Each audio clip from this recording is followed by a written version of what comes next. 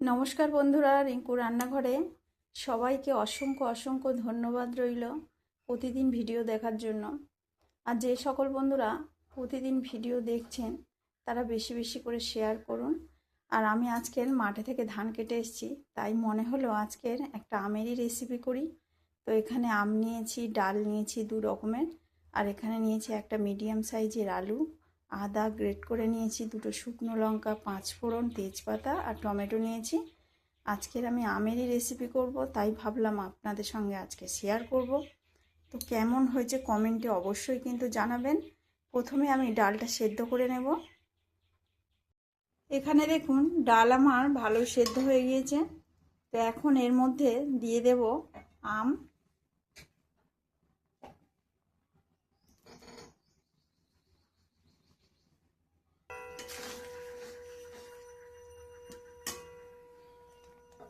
হলুদ গুঁড়ো, লবণ, আমটা আমি সেদ্ধ করে নেব।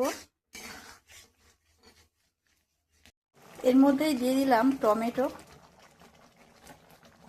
আর ডাল যখন আমি সেদ্ধ করতে দিয়েছি তখনই আমি আলুটা ওর মধ্যে দিয়ে দিয়েছিলাম। দিয়ে দেবো অল্প একটু জল। আম ডালের ফোড়নে দিয়ে দিলাম তেজপাতা দুটো শুকনো লঙ্কা, দিয়ে দিলাম 5 ফোড়ন, গ্রেট করা আদা। এই গরমকালে আমাদের এদিকে তো মাঠে ঘাটে কাজ হচ্ছে বন্ধুরা, তো মাঠে থেকে এসে মনে হয় যে বেশি রিচ জিনিস খাবো না, একটু টক তেতো খেতে ইচ্ছে হয়। এই জন্য বাড়িতে আজকের আমি মাঠে থেকে এসে আম ডাল করছি।